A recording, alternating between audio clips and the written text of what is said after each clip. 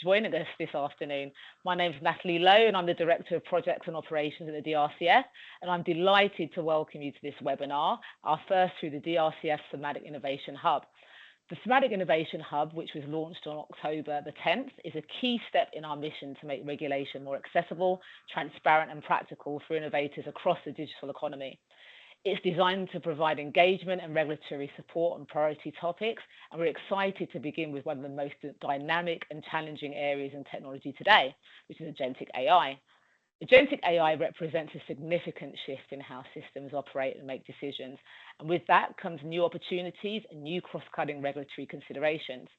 Done well, it can unlock major societal benefits, from improving public services to driving innovation that supports economic growth and competitiveness. Through our hub, we aim to support responsible innovation by clarifying expectations, sharing insights, and listening to the challenges you face.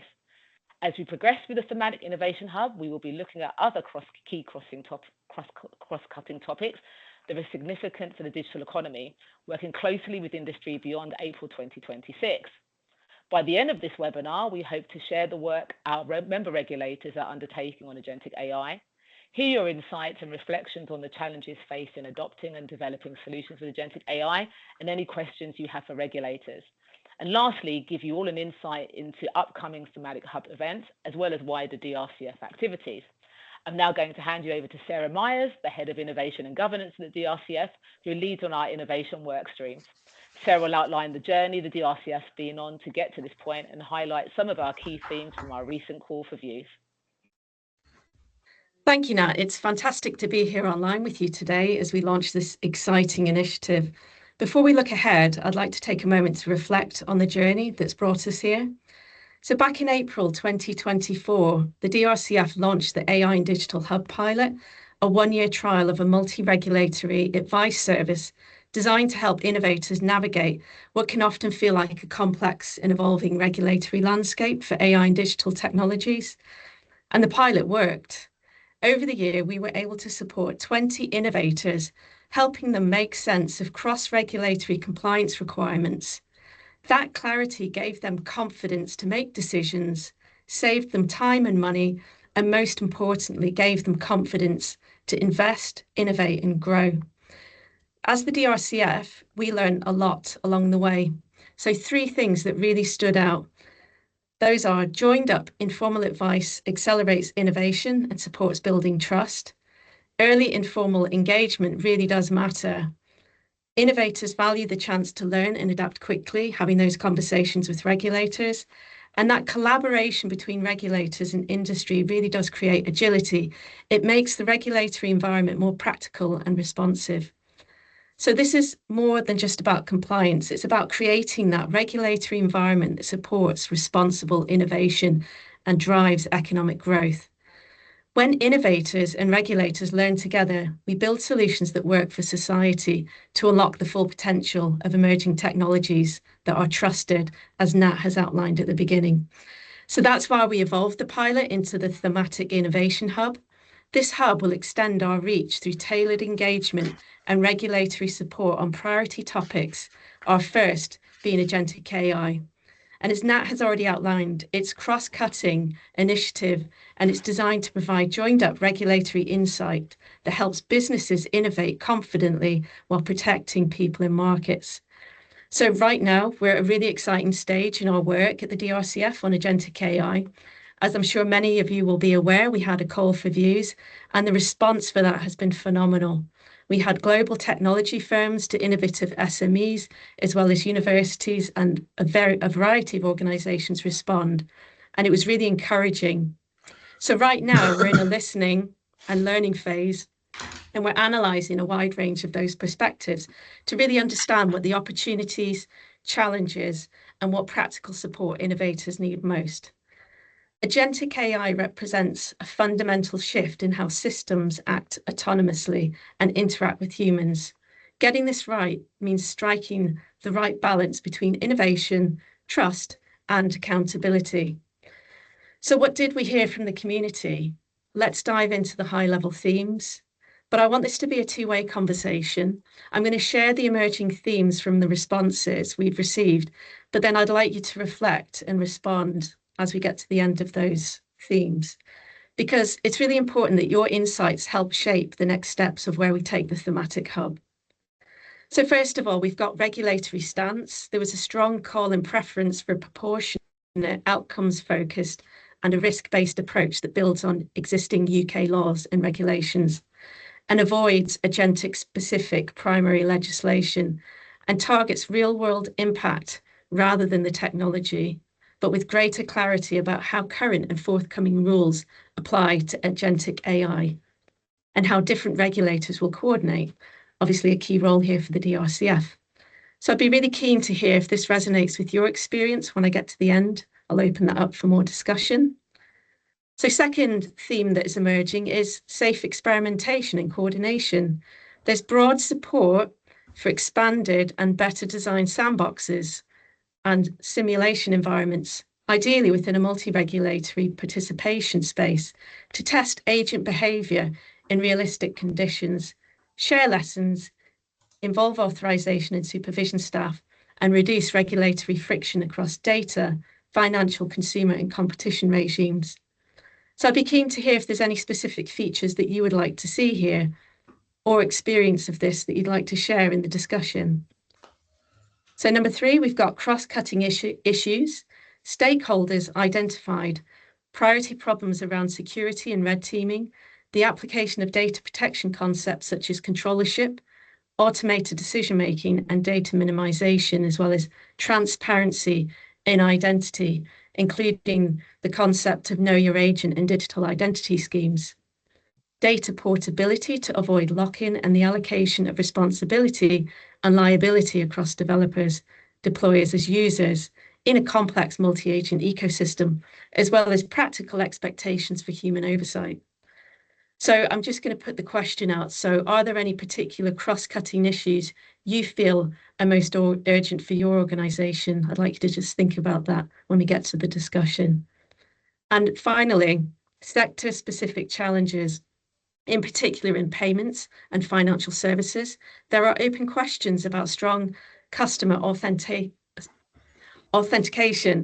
when agents initiate transactions, duty of care, chargebacks and dispute resolution in agent-led journeys, model risk management and AI supply chain governance, while in legal services, there's been a need for practical guidance on how existing professional duties, confidentiality and supervision requirements apply to agentic workflows and documentation. So there's quite a lot there. Obviously, these are the high-level themes that have been emerging from our call for views. I'd be keen to understand any other sector-specific challenges that would be added to this list that DRCF member regulators have responsibility for. Having given that overview, it's evident that these challenges cut right across the remits of DRCF member regulators, making this coordinated response essential. And this is where the DRCF will play a pivotal role in driving that alignment and support. So we expect to have a more complete picture by early January. We'll draw upon the analysis and further Thematic Innovation Hub Agentic AI events later in the new year, which we'll get onto later.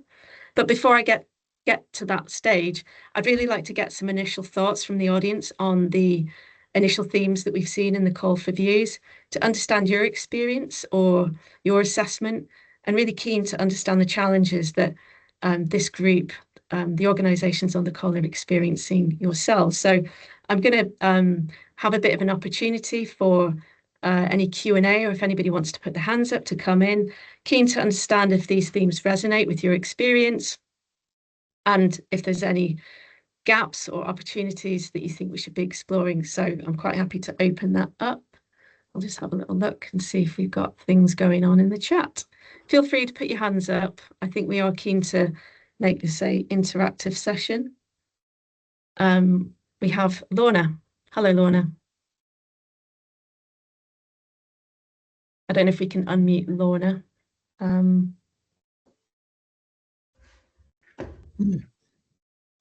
Hi, Lorna. Please feel free to come in. Sorry about that. I was having difficulties accessing the meeting because Microsoft told me my privacy settings were preventing me from using my microphone. That was a new one on me. Just on regulatory stance, and this may be a level of detail too far for the stage in the discussion, but I think it is important to start with what we've got, because that is, equality of the law applying. But this cuts two ways. I mean, you've got to be clear to potential regulatees how the law works. But in my engagement with a lot of civil society groups who see, I guess, various formulations of victims, there's a lack of trust because of a perceived lack of enforcement. So it looks like people are doing nothing. It looks like the government's doing nothing. So I think with a stance that says, let's use existing law, let's be clear, let's be proportionate, we have to be effective as well. I'm really grateful for that insight and sharing. I think that the key word that really resonates with me there is trust. I'm conscious that I'm going to get other people in on the discussion, so I can see there's another hand up. Lorna, if you want to pop your hand down, if that's okay. I'm just trying to get to Kathleen. Kathleen, please. Thank you. Can I come to you, Kathleen? And sorry, yes. Lorna, I didn't get organisation, so it'd be really helpful if I can get your organisation or your background, who you're representing. I am a Professor Emeritus, or possibly Emerita, University of Essex, former Professor of Internet Law, a member of the Human Rights Centre there. I don't think I'm representing anyone, but I am an advisor to the Online Safety Act network. Thank you very much, Lorna. Really appreciate your input, and I'm happy to go to Kathleen. If you'd still like to make a comment. Thank you. Yes, absolutely. Definitely a comment and a praise. So I'm Kathleen McGrath. I'm from the Centre for Information Policy Leadership, CIPL, which is a global think tank. One thing on the experimentation and sandboxes, I really liked what you were saying about the multi-authority sandboxes, and I think the DRCF are obviously really, really well placed to do that. Some of the things that we are seeing through our own research on sandboxes globally is, we're looking at the EU and the AI Act sandboxes, which the draft implementing act came out recently, and they've really promoted joint sandboxes and sandboxes between AI authorities and data protection authorities. And I think there is a real area in this space to look at the broader context of other regulators, so your financial regulators and obviously your online safety and competition. I think so what you're saying, I think basically just kind of a thumbs up to that. And I think that's somewhere where I think the DRCF could do some really great leadership in terms of experimentation. So yeah, big thumbs up from CIPL on that. Thank you. Thanks very much, Kathleen. And of course, I should have recognised your name when I saw it come up. We've engaged before, so thank you. Thank you for those comments. Tammy, please come in. Happy to hear reflections. I'm Tammy. Hi, Tammy. Hi, I'm Tammy. I'm from The Guardian, but I think I'm probably speaking on behalf of a lot of publishers, especially news publishers. I think the issues that we have around agents is that it's supercharging the existing concerns that we have. I mean, issues around copyright, it's not copyright law, but it's the enforcement of copyright, which has been so challenged by AI and its operation, is now sort of being supercharged by this world of agents. And so issues like transparency become even more crucial when you start going through multiple systems that are going off and operating independently. So to some extent, I would really kind of echo what Laura was saying, is that we have laws already in place, which are simply not being enacted because it's so challenging to enact them in this new world. So I don't think that it's about new regulation. I think it's about understanding why the existing regulation is so very important, and that it's about the enforcement of it. Thank you so much. Interesting to hear those reflections from The Guardian. Thank you, Tammy. I think we'll just pause there, and there will be an opportunity to have more of a discussion. Really thankful for those that have contributed at this stage. So what I'll do now is I will hand back to Nat. Nat, I'm handing back to you. Sharon, everyone. So yeah, our member regulators have been individually progressing a lot of work in the agentic AI space. Something I'm really excited by, and which I'm expecting to be published in the new year, is the ICO's Tech Futures report on agentic AI. This report will provide early thinking about data protection implications and considerations that organizations will have to consider as they explore the deployment of agentic AI, including data protection risks and opportunities. I'm delighted to share with you all some headlines from this report. Firstly, the ICO are actively looking at agentic AI development and adoption, and this report is part of their broader AI and biometric strategy, which looks to give organizations certainty on how they can use AI responsibly. Secondly, how agents are set up from the beginning matters, both in the development and implementation. Thirdly, the ICO report notes that responsibility to ensure the agent is compliant doesn't rest solely with the developers, but with the adopting organizations too. Organizations are responsible for what agentic AI does, despite the increasing autonomy of the technology. And finally, as well as being an opportunity for organizations to innovate and transform services, the development of agentic AI presents opportunities for innovations that could support data protection, privacy, and information rights. Ofcom is also conducting horizon scanning regarding agentic AI developments and considering how agentic AI could have implications on the communications sector and consumers. And finally, the DRCF will be publishing our horizon scanning report on agentic AI in the spring. I'll now introduce you to our CEO, Kate Jones.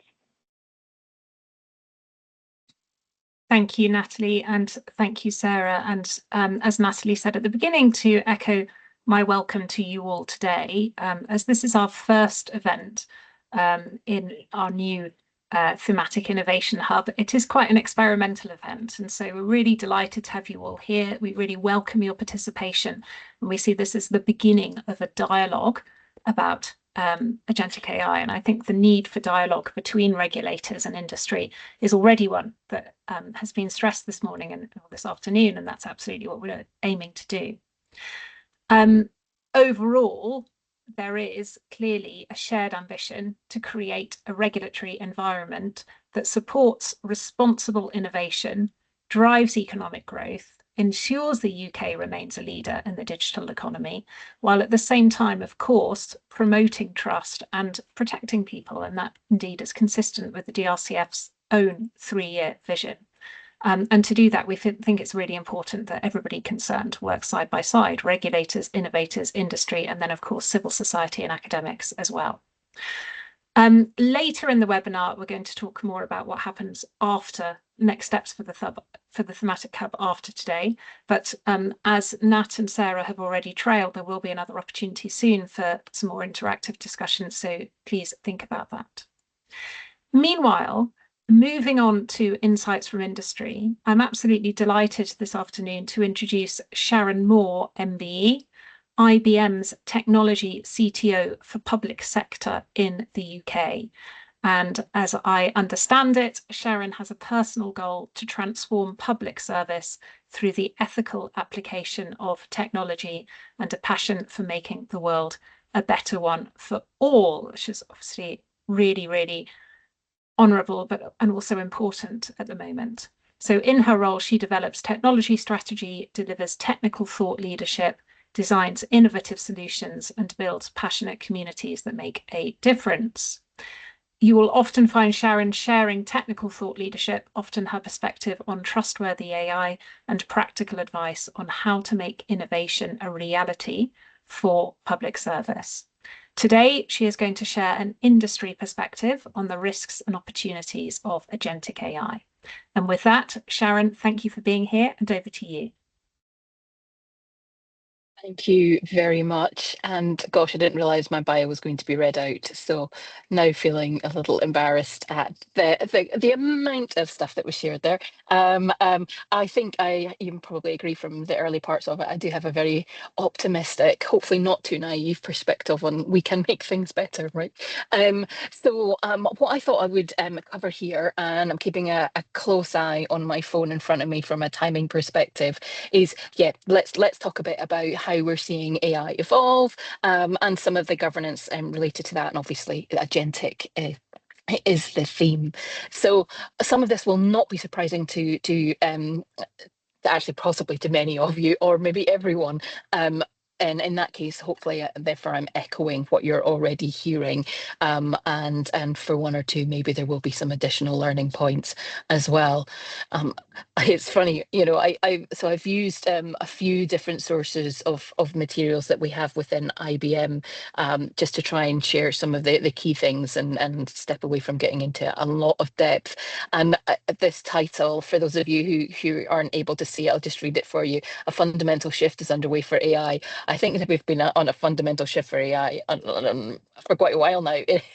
But the point of this particular slide that you have in front of you is to talk about the fact that, okay, we've been using assistants for a while, we've been using chatbots. I'm probably a bit frustrated with them because they don't do as much as we'd like them to do. We've been using ChatGPT for a while now as well. Many people on an individual basis, not always on an organizational basis, depending on what we are allowed and what our organizations have decided are appropriate uses of generative AI for certain use cases. I think what we are seeing in general is a move, and at an organizational level anyways, moving away from individual productivity to how can AI do something that is actually doing the work for you, right? So it's not just giving you an answer, but it's actually doing the work. Agents that are able to understand what you've asked them to take the meaning from that, to then take some action, work out what's the right thing to do, which might be use other agents as well, by the way, and observe what their the success is of what they're trying to achieve, and feed that back in and learn from that as well. And of course, obviously, give you the results. So yeah, so moving away from just that generate thing, particularly that a lot of people have been playing with. I think we've probably all seen them in social media. We love a cat. I think we were chatting about this earlier, and weren't we, Sarah? You know, but for some reason we love a cat. So let's move away from using AI in that way, but actually to something that's much more useful for everybody that does do work. I thought it might be useful to put in some definitions here, just so that we're kind of coming from a similar background. And so here's an IBM definition of an AI agent. And again, I'll read that just in case there are some people who can't see charts. I don't want to make that assumption. So IBM defines an AI agent as a software entity, we might think of that as an application, that employs AI techniques and has agency to act in its environment based on set goals, which means it can decide which actions to perform and then execute those actions. And then moving on, Agentic AI is an artificial intelligence system that can accomplish a specific goal with limited supervision. It consists of AI agents, what we've just defined. And in that multi-agent system, each agent performs a specific subtask required to reach the goal, and their efforts are coordinated through AI orchestration. So hopefully that's a little bit of level setting amongst us all. But a bit like many of the, I was going to say bandwagons, many of the emerging technologies, right? We all end up with slightly different definitions, whether it was cloud or blockchain or so on and so forth. So I just wanted to do that, right? And the reason that Agentic AI is the thing that everybody's jumping on, right, was we do see a huge amount of promise. It's not just IBM that sees the amount of promise, right? Those of you who'll be on the joining us here, but also a number of the other large organizations that you'll be really familiar with, like Gartner, for example, is saying that there's a huge promise for industry, for our economies, that Agentic AI can bring. You don't need to read all the figures here, even if you can't see them. I'm sure you know the data and the statistics are out there. People see value in it. And a lot of that has been so far where it's been successful, can possibly in two different ways. So one internally, and then one how we interact with our customers as well. I'm going to use that word for now. That might be consumers of media. It might be people who are buying in retail. It might be banking customers and so on. Right, augmenting human intelligence. So adding to what we are able, what we know, what we can do, adding to our skills and adding to our experiences potentially to make us more effective. That automating of the tasks that are really boring that we don't want to do. If I could still get my expenses done by an agentic, some sort of agent, that would be amazing for me. But for some reason, it's still a slow, boring one at the moment. But those other time-consuming tasks that actually there is an opportunity to do better, right? And although we often think internally and how can I be more productive at work, this is in our personal lives as well, and how we get on with the things that we want to do, whether that's appreciate the arts or whether that's pay our bills. I think other things on this slide: improving efficiency, productivity. You've all heard this before, right? I feel like I could end up jumping on a bandwagon. But I wanted to take a little bit of a history here, because a lot of where we have seen success as an organisation actually has been that internal productivity. My goodness, I could talk to you about that for ages. I'm not going to do that. I will park that. You'll be glad to know. But I wanted to show how it's not just about fixing the way we do things and making them better, but actually potentially completely changing the way we do things, right? So back in May 2024, you might have noticed here Google's included the AI overviews in search results, and that has started to change our behaviours. Obviously, there's ChatGPT as well, has had a huge impact about how people are consuming information. And what we're finding, and this is actually related to an advert, which some of you may or may not have seen, but what's happening now is that we're able to use these agents or use generative AI, exposed potentially through agents, to be able to act on our behalf. So whether it's finding the right perfume or looking for an appropriate meal that's related to the city that you're in, and have you seen the advert, where somebody's standing in a queue for ice cream, right? And they've been there a long time, like, let's find me something else that's relevant.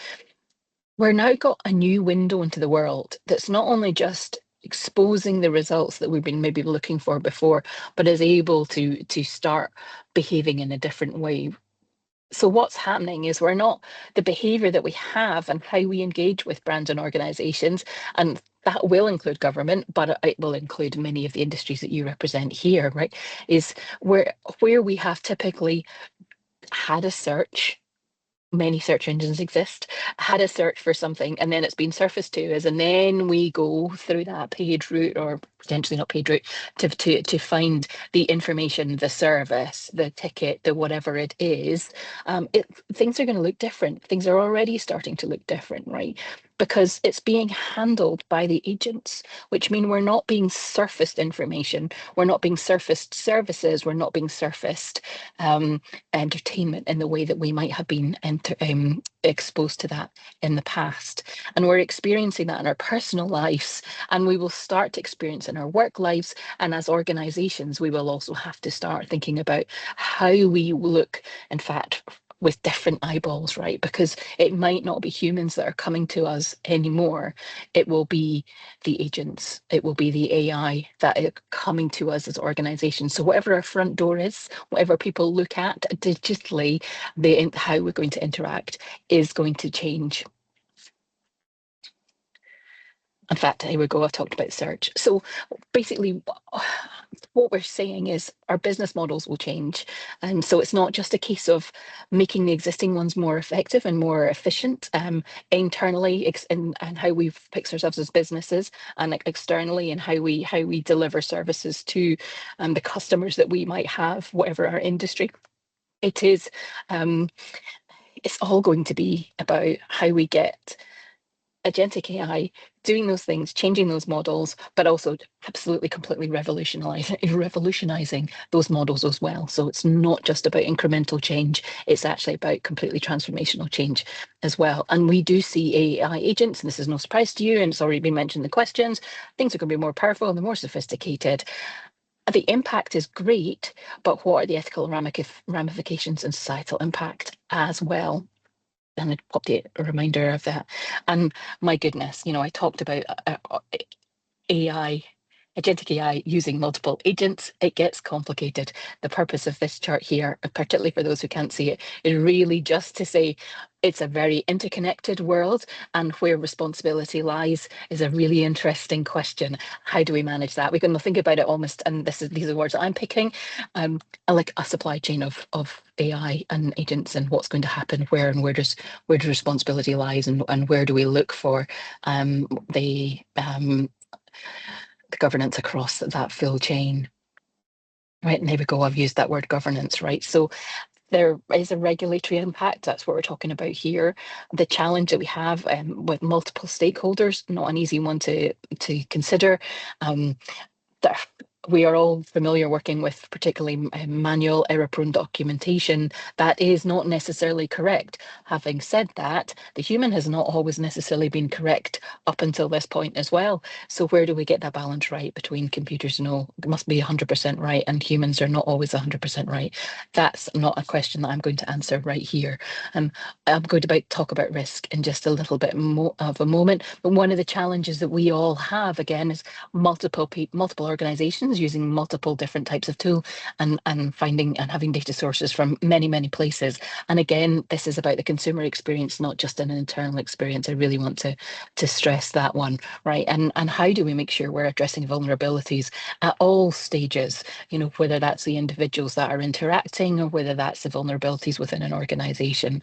There's just so many things. We all know AI needs governance. And I think the point I really want to make right now is the fact that actually a lot of the technologies exist already in order to be able to govern AI properly. There's words here, and we can share the charts afterwards. I'm very happy for people to see them, and so I'm not expecting everyone to read them. It's more just to be a helpful education here on about making sure that AI is profitable, it's compliant, secure, and it's fair. And I'm just looking at some of my notes because somewhere in here there's a phrase that I love, and I have totally forgotten it because my brain just does not work from a memories perspective anymore. So forgive me as I flip through and find the actual words that I want to look. Good grief. There's no hurry, Sharon. We've got plenty of time. There are many could use an agent for that bit. You know, I really wish I had. Here we go.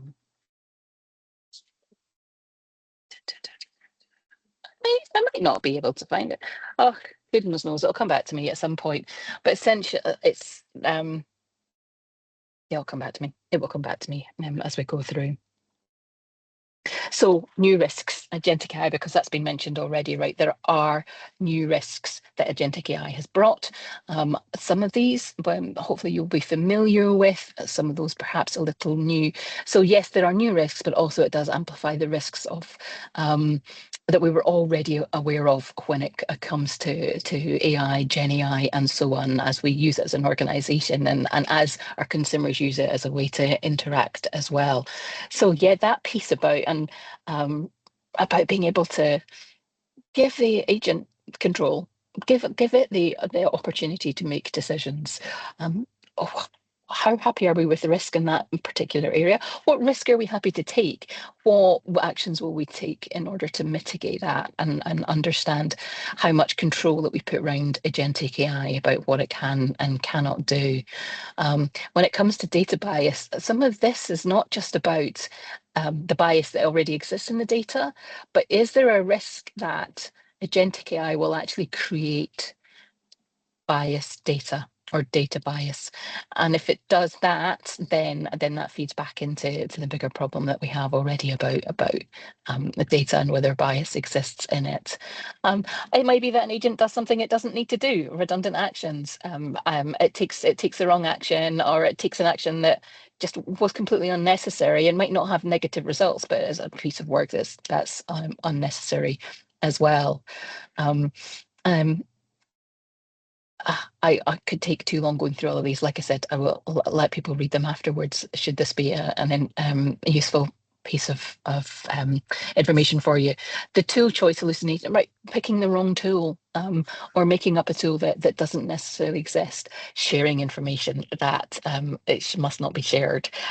Obviously, that is a real problem for all of us. We must all keep a watch on that. And then we have that problem. I know transparency was mentioned earlier, but when an agent has given the freedom to do what it wants within some guidelines, right? And guardrails and those other words, but when an agent does what it thinks is the right thing to do, how do we reproduce the action that it took in order to be able to audit correctly? How can we trace what was done and when? We're essentially exposing the surface attack that we might have. The attack surface, good grief. You can tell I need my lunch. And all those other things. And there's a bunch of those other things that are amplified as well. Things that we're already aware of. It might take the wrong action. What if it takes discriminatory actions? And so on and so forth.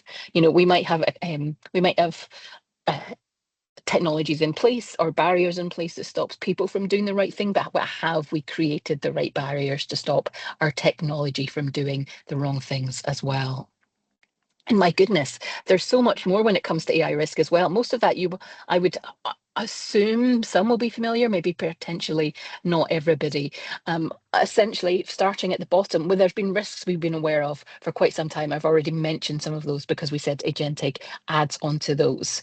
But actually, we've then added with generative AI a whole pile of risks around about foundation models. Many people will be aware of things like hallucinations and so on. Those ones we've started to see some interesting stories emerge in the media. For example, when it comes to the legal profession and citations referring to cases that no exist and that kind of thing. Some really interesting, not brilliant experiences there, but certainly interesting to read about as a consumer. And then the AI ones and thought. And we tend to think of these in three different types of risk, as you can see in front of you. What are the regulatory risks, but actually reputational risks and operational risks? And although this forum will be much more concerned with the first one in the list, the regulatory, actually we have to be thinking about all of these three as well.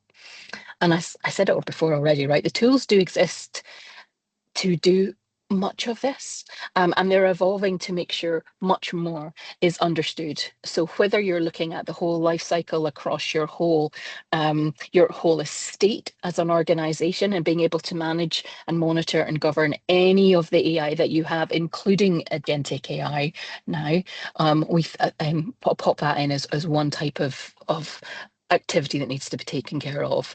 And then the next piece, looking at how do we look at the risk. So the first part was governance. The second piece, looking much more at risk and looking at security and how do we detect and mitigate against the AI risks? How do we evaluate and so on? And then the third piece about compliance, and maybe I should have put that first because that's where we're starting to think much more about the regulatory side of things and being able to monitor against the regulations that exist that are relevant, which might be things like the EU AI Act, for example, but also could be regulatory risks about the industry, not about the AI, but the AI will have how AI is used has to be monitored because of those industry regulations as well. So those are three areas that we think are particularly important. We just happen to throw in some stuff here about actually you've got a huge technology estate in many organizations. Even the small ones will be using many different tools. They might not always be big tools, but there'll be many tools. So how do organizations do that? And this is where I think I wanted to talk about this intention gap, right? Because where we see that there are a number of from a number of IBM studies actually that we've done externally, that lots of organizations who want to do the right thing are talking about it, but not necessarily actually doing it yet. And so we would always be encouraging organizations to get past, to fill that gap, right? So that's not just about intention, but actually doing the right things as well. And some additional areas where we would say that agentic systems need to think about. So the first piece, looking at experimentation tracking. So being able to understand the different variants around about your agentic apps that you might have, comparing the results and making sure which ones are the right ones to push to production. So whether you're agents or your agentic AI is using different models, has different flavors, for example, to use, whether the orchestration that might happen but across AI agents is using the right agents, and so on. So being able to certainly track your experiments and work out which ones are the right ones to put in. Monitoring and alerts, the metrics are really, really important. Being able to understand, I think the answer relevance one here is a new one we don't necessarily talk about as much as we should be talking about. And this is not just about the things that you do beforehand, but actually as the ongoing life cycle of agentic AI and the impacts it might have there. We've talked about traceability in particular here. We're thinking about developers and the role that they have and how technology has a role to help them as well. And then actually what I would recommend is the organization has to have one consolidated view of the AI agents that you are, or the AI agent applications that you're building, that you understand what's coming along, what are being used at the moment, their current status, the risk associated with them, and when they're next for review, and so on, as part of your overall governance processes. So key things that we think are particularly important as activities that you need to be taking as well. Finishing on just one thing here, I just happened to copy a few press releases that we've had just in the last month around about agentic AI and generative AI and in support of that. And I feel free to go and read them. I can send links if that's really important to you. But the message here was that it is continually changing. I think it's great to have a forum like this for people to be able to talking about the experiences and learn from one another. This is not necessarily an IBM perspective, so I'm going to have to make that one particularly clear. The way I've seen things, it can be easier or quicker to put some of these guardrails, these governance activities, the technologies into organizations in order to be doing and managing the right thing than it can be to evolve regulation or to ensure that regulation is being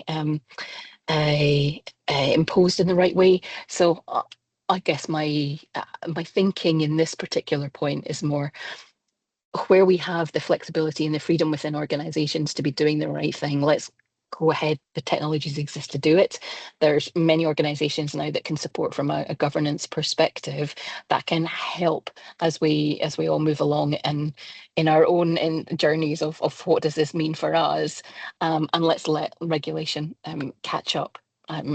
I think we've got the opportunity, and this comes right back to that very optimistic, naive perspective, and we've got that I have, that we've got the opportunity to do the right thing. Let's do the right thing and help regulation evolve at the same time.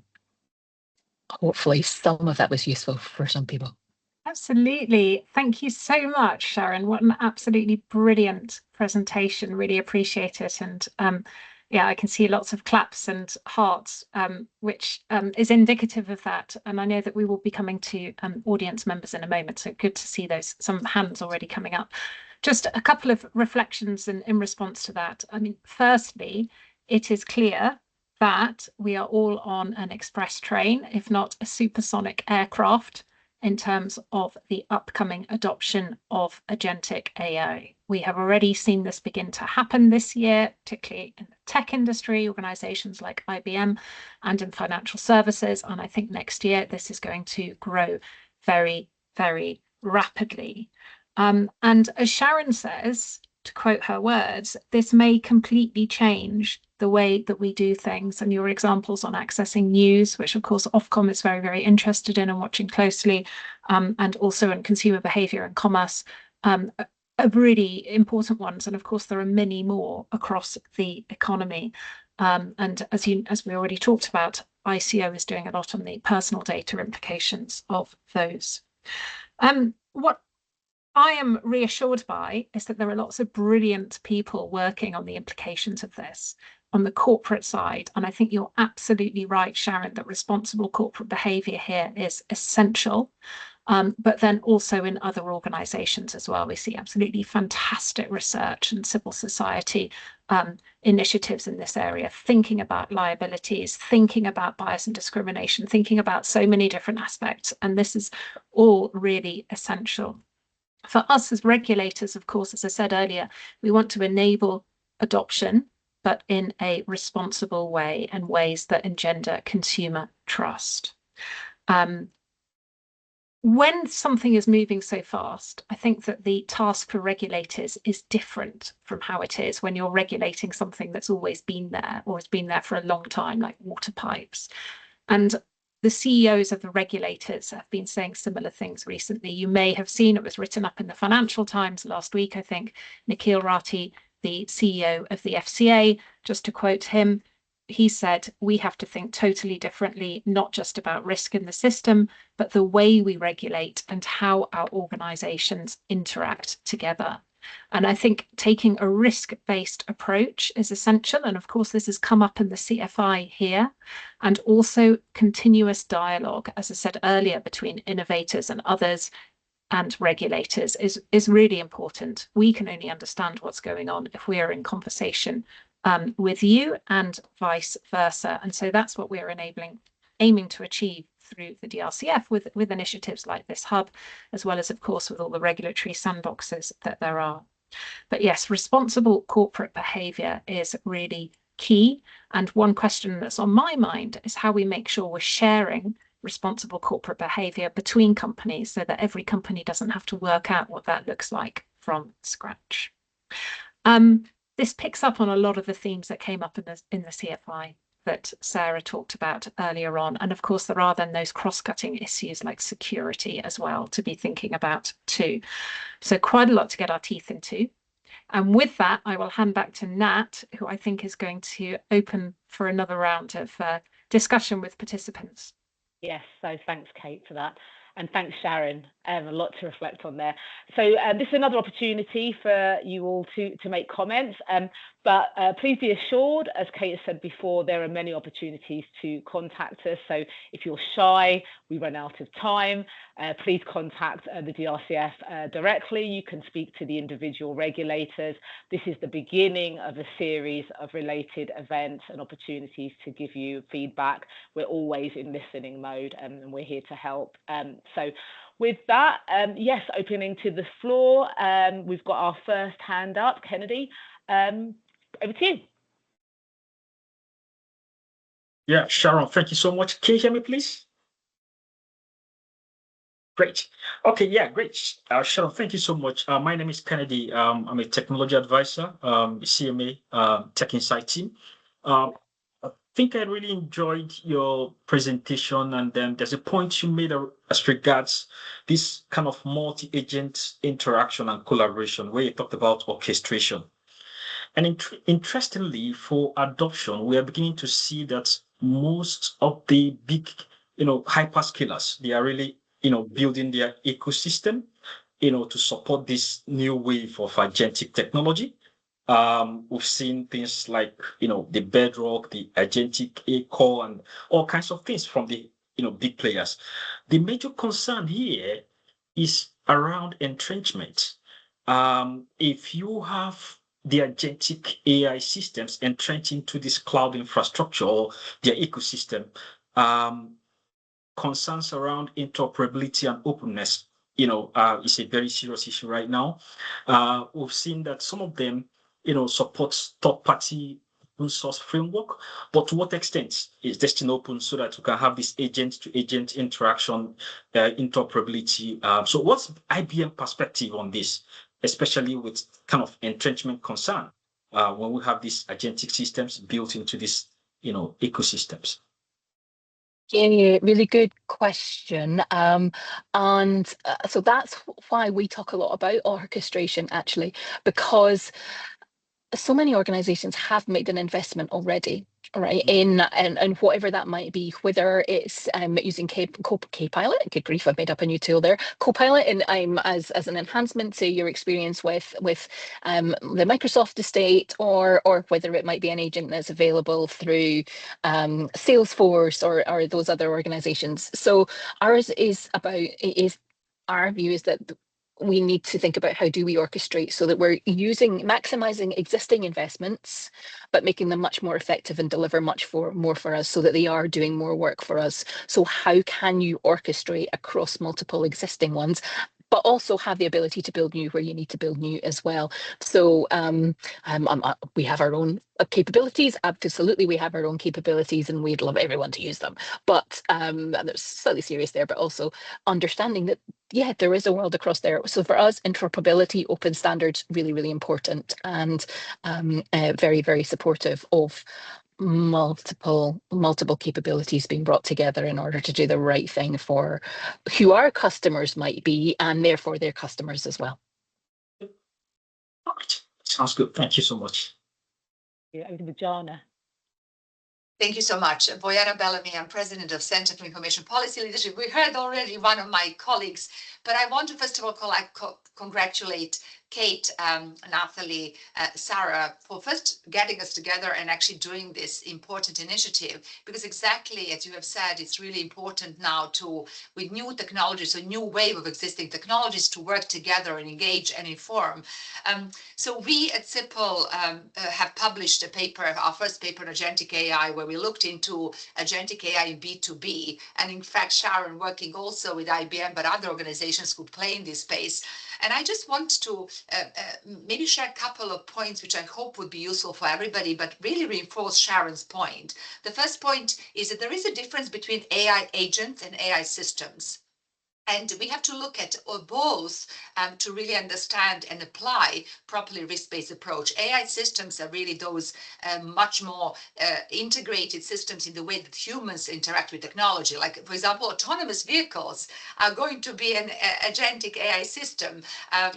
Doctors, healthcare, for example, not doctors, but healthcare provision, supply chain management, whereas the agents are just working on a particular task. So when we think about policy responses and regulatory engagement, it's important to distinguish between these two as well. And of course, more complex system requires much more cross-regulatory considerations.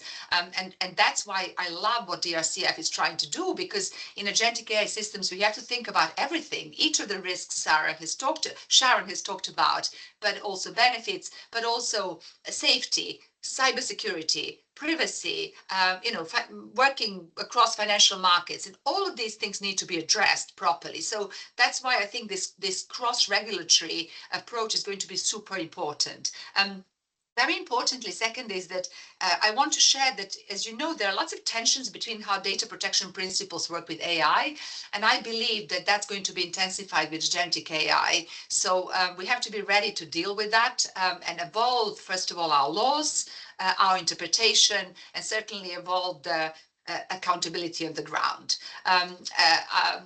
That's not to say there are no benefits of AI. For example, in our paper, we have identified lots of benefits of agentic AI for privacy, cybersecurity. We can use agents to actually address some of the problems that we have got today. So I would encourage everybody to look at that as well. And I would love IBMs of the world and big tech companies to invest also in these agentic AI that can help consumers. I think Lorna has asked, how can consumers understand? Well, transparency can be provided by agents and agentic AI. They can read privacy policies much better than we can, right? So I'm just giving an example there, including cybersecurity. Is something phishing? Is it real? Etc. And then final point, please, you know that I'm passionate about organizational accountability and governance, the way that Sharon discussed. And I do want to say that our research shows that despite the lack of trust, right? There's a lack of trust generally in business.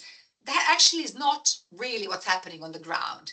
Companies are investing huge amounts now in doing responsible development of agentic AI systems, AI and other technologies. Not everybody, but the leading companies are, because they will not have a product.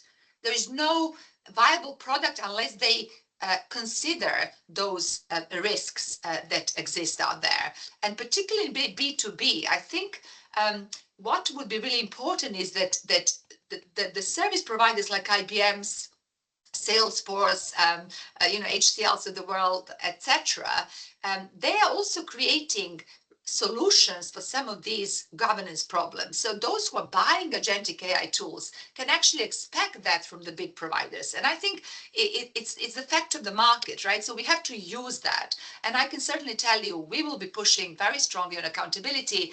My question is now, how do we demonstrate that accountability? I think Kate said that. How do we make sure we share the best practices? Some of that is open source as well. How do we make sure regulators incentivize and encourage what good looks like? And how do we make sure the cross-regulators have got the same expectation of accountability as well? So to me, that's an area that we would very much be interested to work with. And I'd love to see more from regulatory side as well. But I think somebody, Kathleen, can maybe share our paper. There's lots there, and we will continue on B2C as well, business to consumers, agentic AI. Thank you. It'd be great if you could pop your paper in the chat. That would be lovely for everyone. Yes. Thank you. Veronica. Hi, unfortunately, I can't come on camera today, so I'm one of the, will I say, shy ones. But maybe not shy. I'm just in my PJs working, and I remembered I had to jump this call, so I'm sure you don't want to see me in my PJs. Okay, so Veronica, I'm a data protection professional. I've been in that space for about 9 years. Recently, started doing associate lecturing with University of Warwick. On a master's program for applied AI. And so what I'm focusing on is the ethical considerations when conducting AI research. And I think for me, just listening, a great presentation, by the way, Sharon and Bellamy. I think a few points that you've raised are quite up my street, which I think I kind of agree with. But I think my thought, or maybe question or suggestion, will be for DRCF, because I mean, I hadn't heard about you until very recently. So I think it was just on social media, and I thought, oh, okay, let's see what this is about. So I think for me, one point I want to raise is the fact that we need to get this sort of forum out more.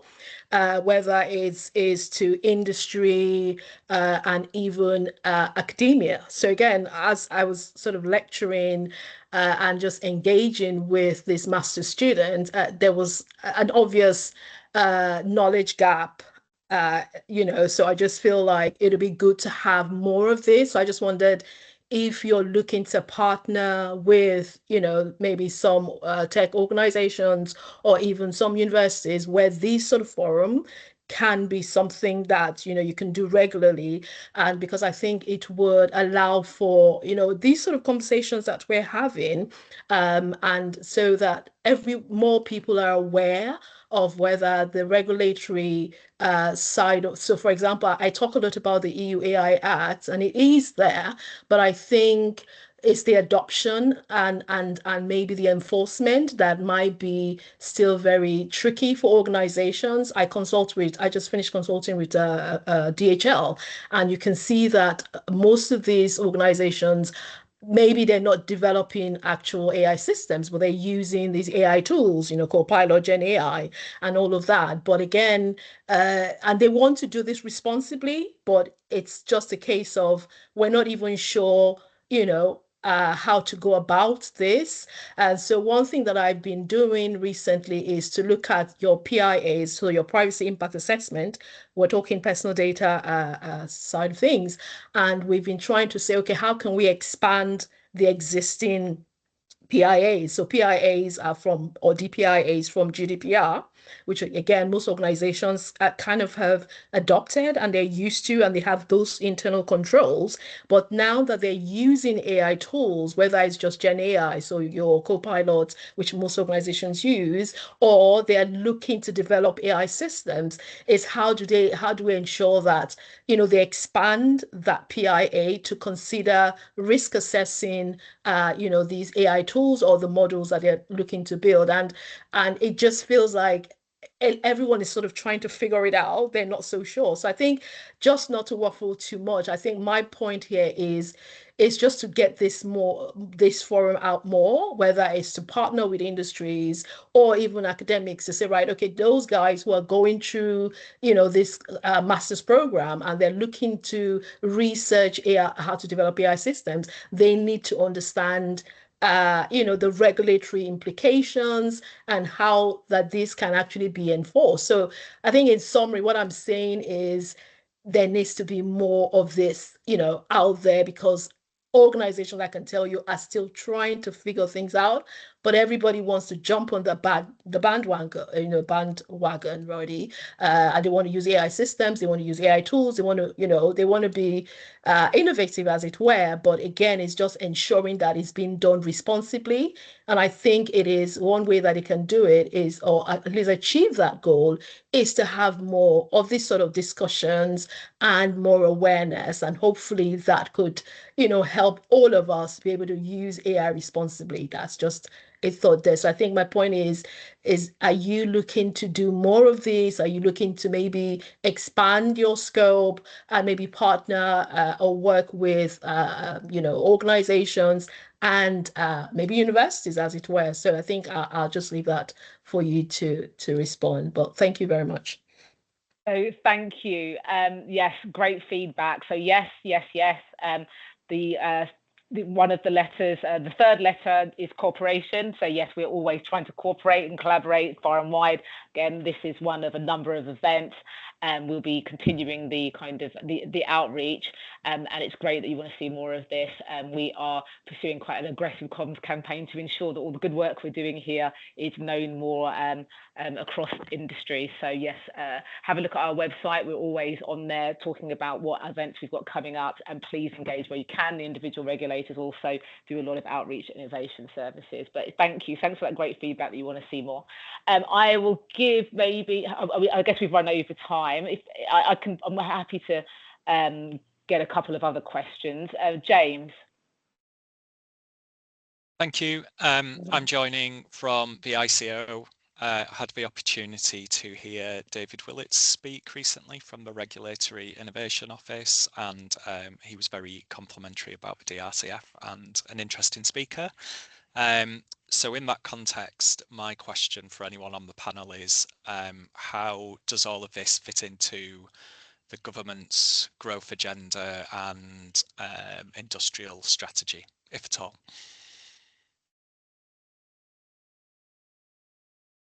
I'm quite happy to take that one, Kate, unless you want to come back on it. So James, clearly, nice to see you. Haven't seen you for a little while. Thanks for joining the session. Clearly, the drive for supporting innovation has a direct link to economic growth.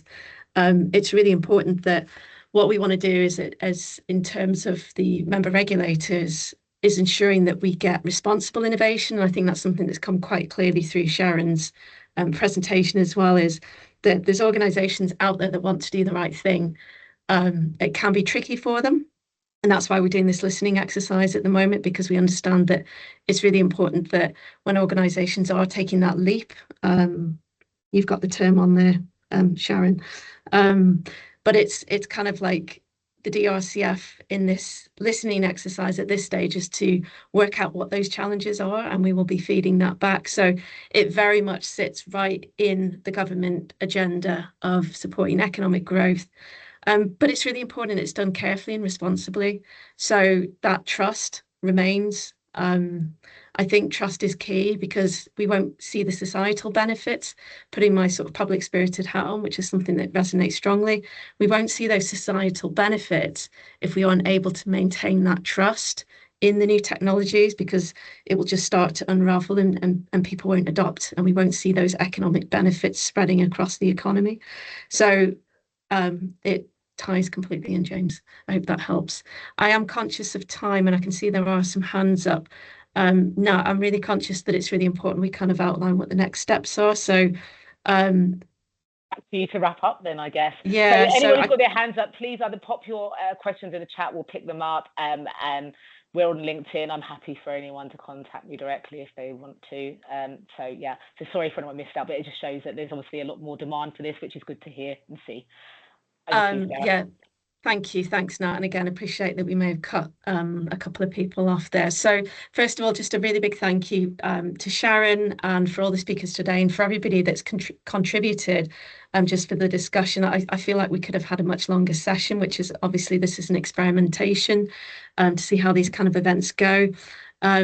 thank you very much for Kate for your reflections, and Nat co-delivering with me. It's the first time we've done one of these, so I'm really excited to get this one going. Innovation in itself, yes. But also a big thanks to Liam, who is in my team behind the scenes doing all the heavy lifting of making sure all the tech's working. So I think just wrapping up really quickly, we've heard about the current use cases of Agentic AI, and what's come through really strongly is this need for collaboration across industry as well as between industry and regulators to really make sure that innovation is done responsibly and it's dissuading those kind of bad actors, and people that really want to do the right thing are able to do it responsibly.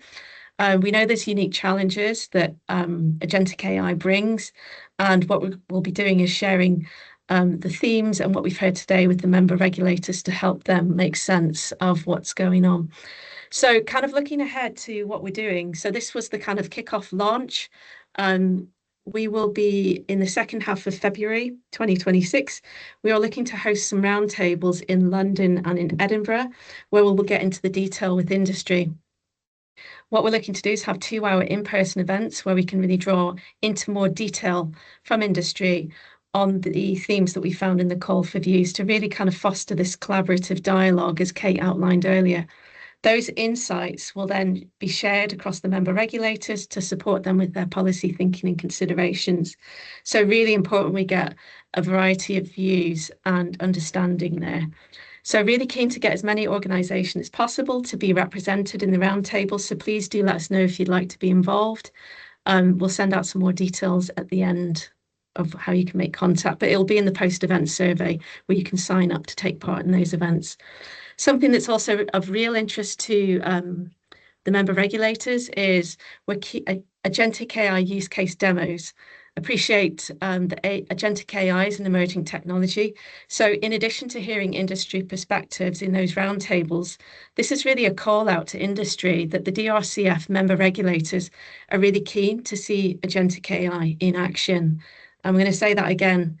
We want to see Agentic AI in action. So we'd be welcoming a demonstration of your technology, and this would be on a one-to-one organisation to DRCF member regulator basis. That would be something if you want to reach out to myself or Nat or any of the contact details on the slide there. This will come out in the post-event survey as well. But again, just really stressing there was a real ask from the member regulators on this, so I'd really like to work on that opportunity. And finally, there is a related innovation project that the DRCF is developing, which is a prototype digital regulation library. And we're currently recruiting users to refine our understanding of user needs, and we'll be testing a prototype. So again, if that's something you're interested in and want to get involved in, you can do that in the follow-up survey.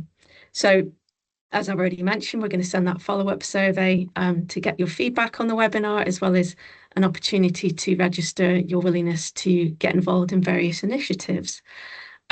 So appreciate we've had a bit of a whistle-stop tour there. That's obviously food for thought for us for future events. Thank you so much to everybody for your time today. And thank you again so much to Sharon for joining us. Really look forward to speaking with some of you further on Agentic AI. Please feel free to reach out to the contacts shown. Happy to pick up offline, have a coffee, etc., and discuss this further. So without further ado, I will wrap up. Thank you so much to everybody for your contributions today. Thank you. Thank you, Sarah. Thank you, everyone, for joining. Thanks all.